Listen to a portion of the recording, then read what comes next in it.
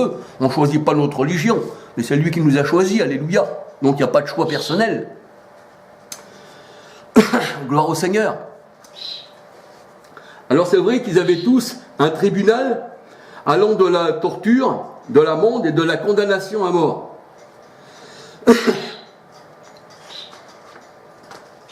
Alors c'est vrai que les dogmes de la Trinité, vous voyez, je voulais parler de la Trinité, tous les dogmes, tout ça, le purgatoire, ces choses-là. Bon, ça, le purgatoire, c'est venu après. Hein. Après, d'année en année, de jour en jour, l'Église catholique, elle a fait rentrer en elle toutes les religions. Il y a même des religions qui s'attachent à elle. Il y a tous les trucs païens qui sont attachés à elle. Et c'est ça, comme le purgatoire. On nous a fait croire qu'il y avait un purgatoire. Alors, s'il y a eu un purgatoire, ben, buvons, mangeons, car demain nous mourrons, et puis celui qui a marché avec le Seigneur ou celui qui n'a pas marché, il passe au purgatoire, il est sauvé. À quoi servirait-il alors de marcher dans la sainteté? Mais non, le Seigneur, il dit, devant toi, il y a 2 chemins. C'est moi, le Seigneur, il dit, qui les a mis, ces chemins.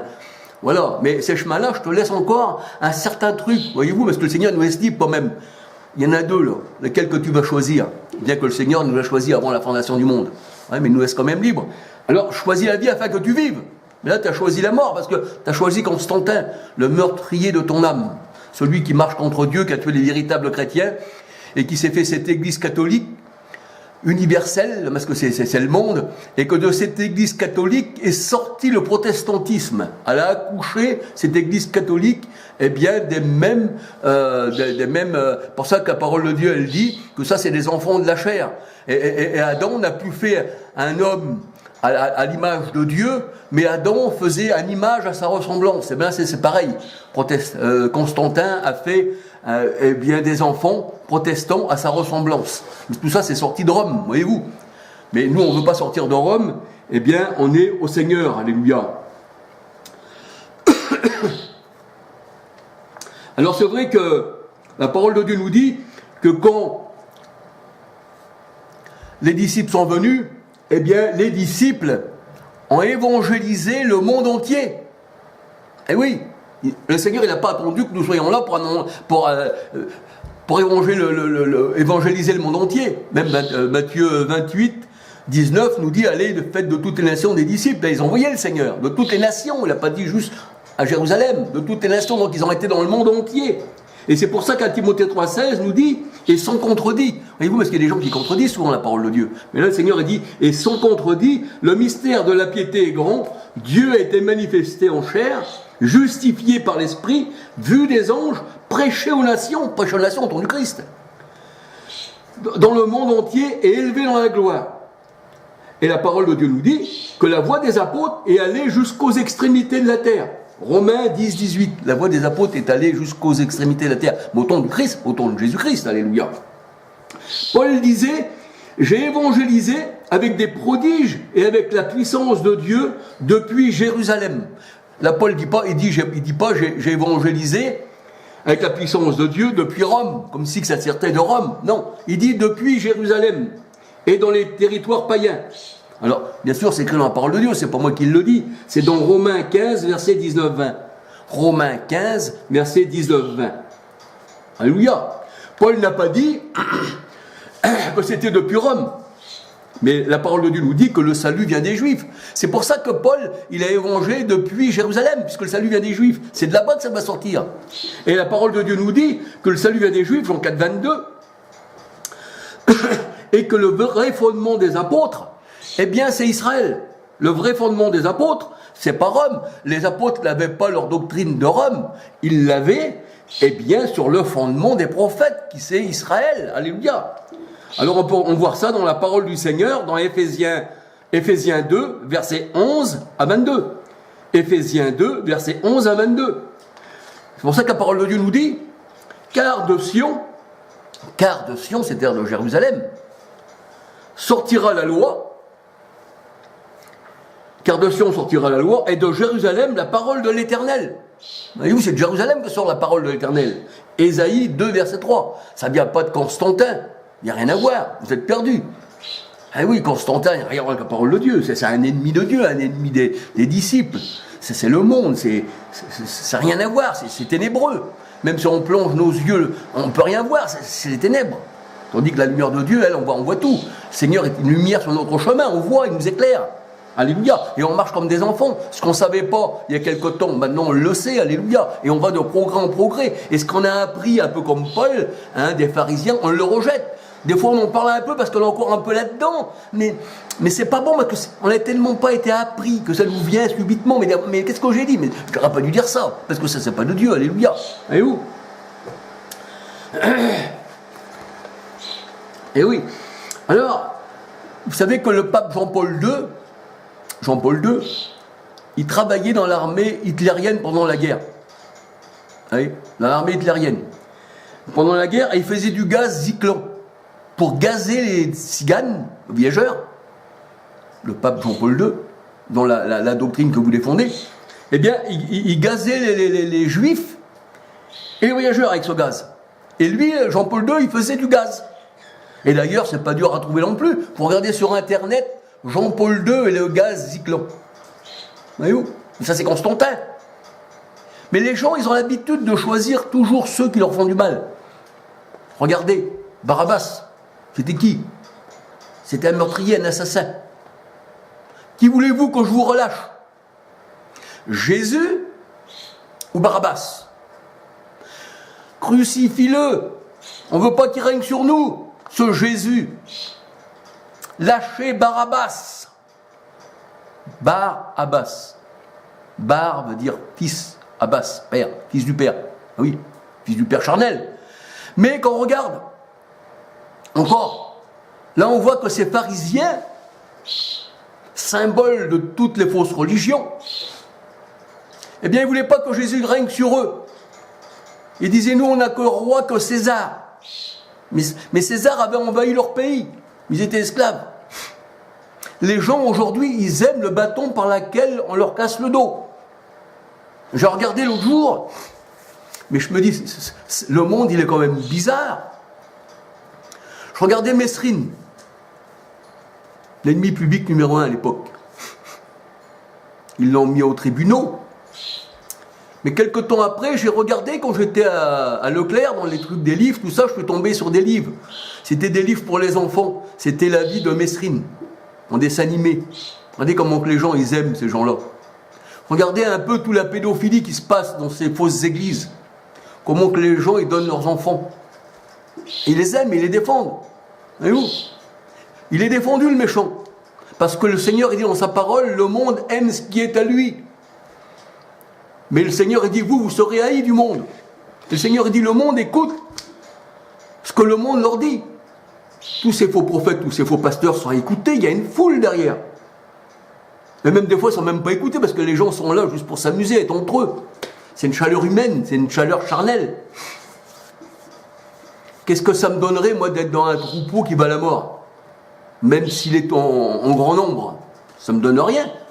Rien du tout. Je préfère être seul, mais pas tomber dans le gouffre. Eh oui. On peut être 1 million.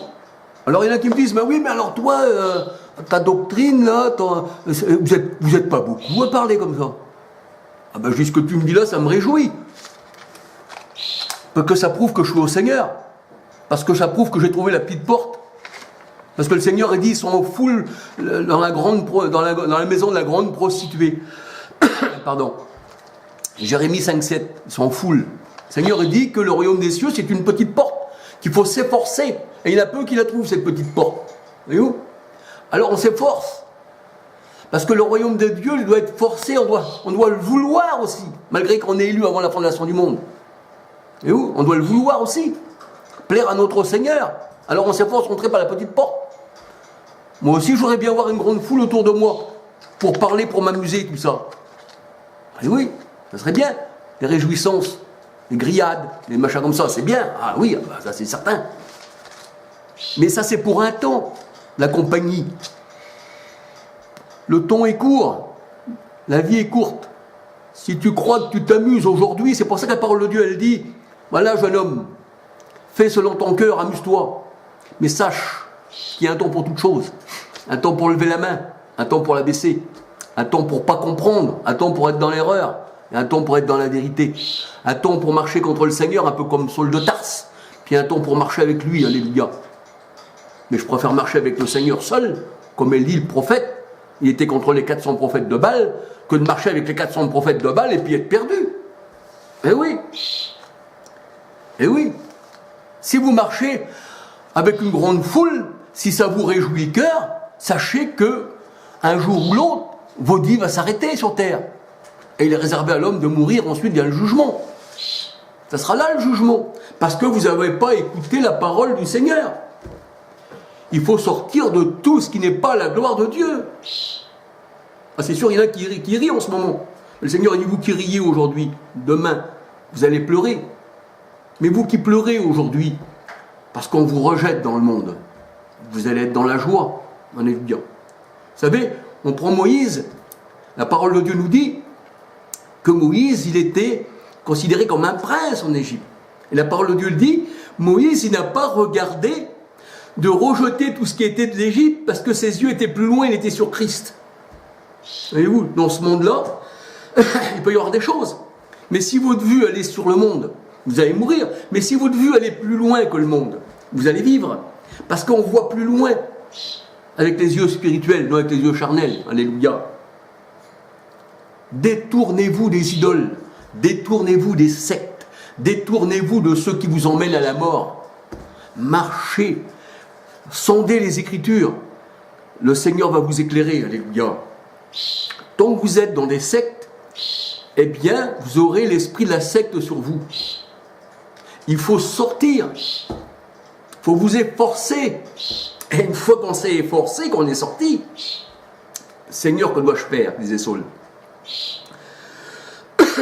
Saul appartenait à la secte pharisienne, élevé au pied de Gamaliel, docteur de la loi.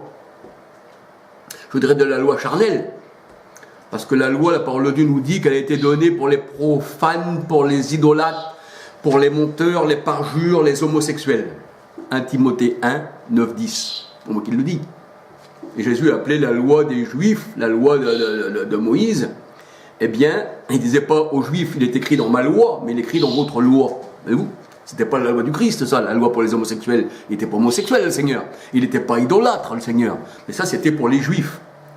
Et où le Seigneur, il donne à celui qui veut être comme ça, il lui donne selon son cœur. Mais le Seigneur dit à toi, sors du milieu d'eux, mon peuple.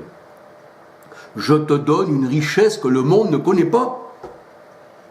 Le monde, il va te donner, lui, sa richesse à lui. Une richesse qui va à la mort. Il va parler selon sa pensée, selon ce que Constantin lui a indiqué, qu'il a reçu de son père, de sa grand-mère, et c'est ça. Aujourd'hui, il y a beaucoup de personnes qui se disent catholiques, ils ne vont même pas à l'église catholique. Non. Mais de leur père, de leur grand-mère, tout ça, ils ont appris des traditions. Et ils marchent selon la tradition. Et on leur dit, est-ce que vous êtes chrétien ou chrétienne? Ah oui, oui. Et oui. Ben, j'ai prié Sainte Marie. J'ai même Sainte Élisabeth. Regardez l'idole là. Elle n'appelle pas l'idole, elle l'appelle la sainte. Regardez la sainte. Alors que le mot saint veut dire être séparé. Ça veut dire sanctifié, une mise à part. Une idole, une statue, tout ça, elle n'est pas mise à part. À cas, ça tombe par terre, une poudre. Et tu vas la prier, une fois qu'elle est par terre, t'as ton idole. Non. Avec la même matière, j'aurais pu faire une porte de WC, de cabinet. Avec la même matière, j'aurais pu faire un poteau de torture. Vous savez que les gens, tout ce qui est malsain l'appellent saint. Le saint fusil. Si Christ serait venu, qu'on l'aurait fusillé, ils auraient dit c'est un saint fusil. La sainte lance. Le saint sang. Le saint sang. Ah oui, tout ça c'est saint.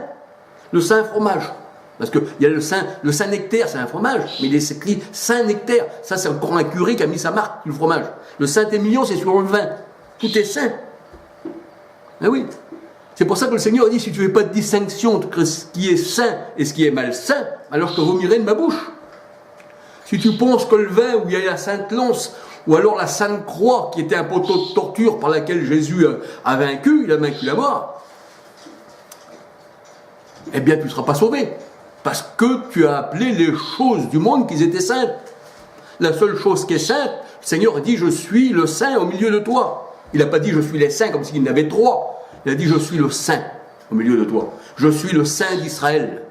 Et tu as porté tes yeux en haut sur le saint d'Israël, pas sur les saints. C'est Ésaïe qui disait qu'il voyait l'Éternel sur son trône. Il a porté ses yeux sur le saint. Alléluia. Il n'a pas dit qu'il n'avait 3 non plus. Ça, c'est les dieux du monde, par 3.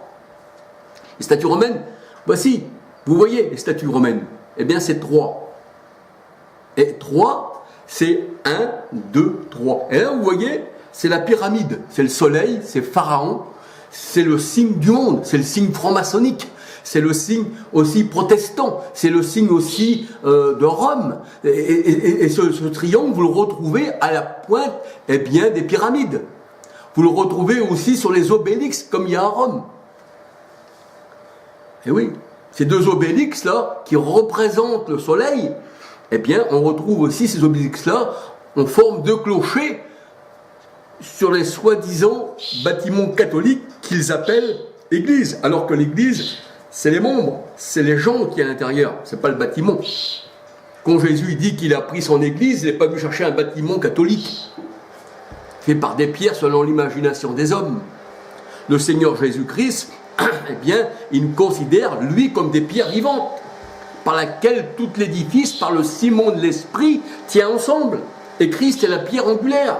C'est pas Constantin qui est la pierre angulaire, c'est pas un homme. Si tu mets ta confiance dans un homme, eh ben, tu vas mourir. Mais il faut marcher avec le Seigneur, parce que le Seigneur est grand, alléluia. C'est à lui seul.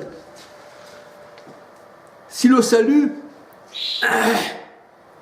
n'existerait pas, on n'aurait pas besoin de chercher le Seigneur, ça servira à quoi?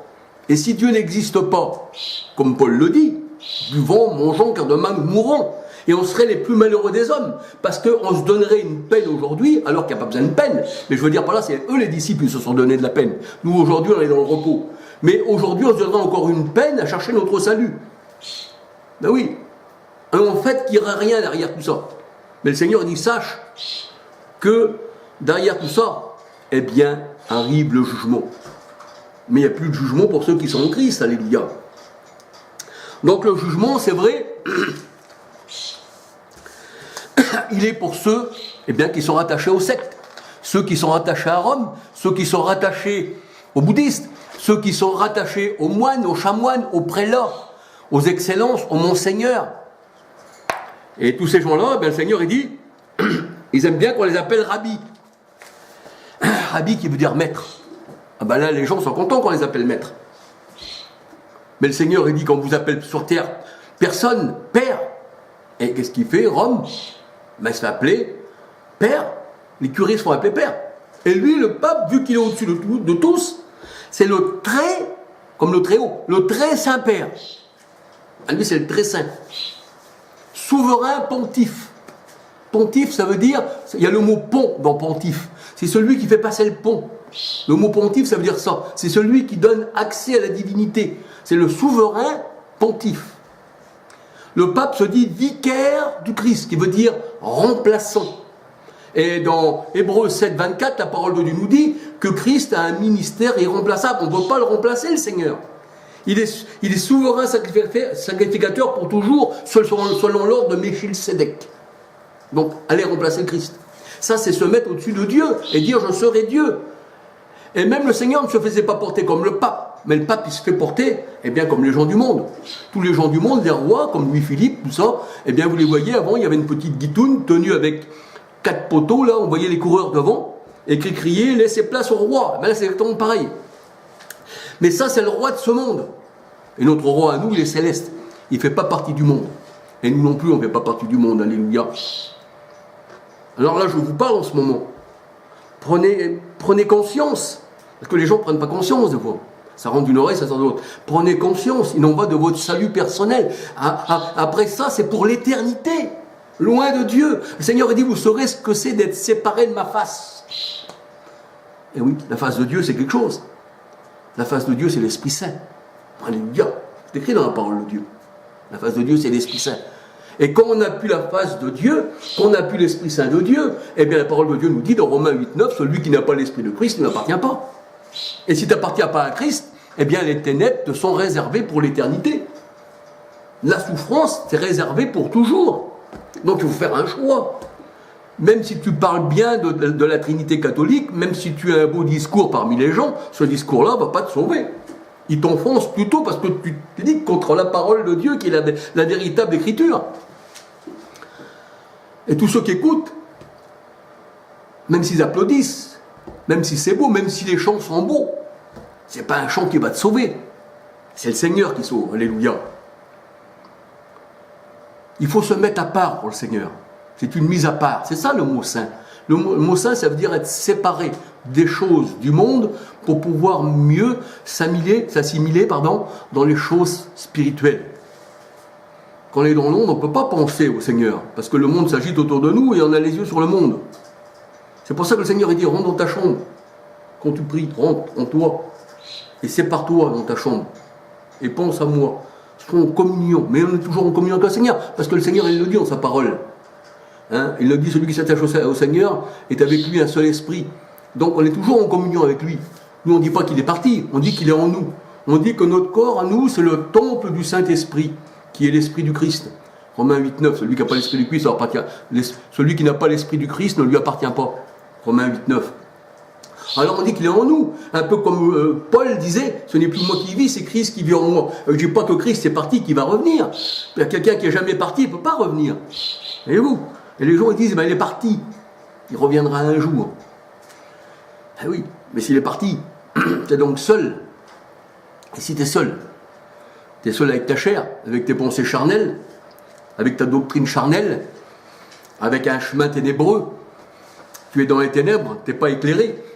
Parce que la parole de Dieu, elle dit que la véritable lumière est venue dans le monde. L'Éternel est ma lumière, Jésus est la lumière, il n'y a pas de lumière dans le monde, il n'y en a qu'une.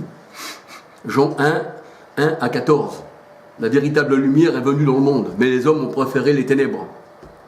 Ah oui, les hommes préfèrent les ténèbres, ils préfèrent Barabbas, ils préfèrent César, ils préfèrent Constantin, ils préfèrent la doctrine de Constantin. Tous les chemins mènent à Rome. Ah oui, sauf le chemin du ciel. Le chemin du ciel, lui, il mène au Seigneur.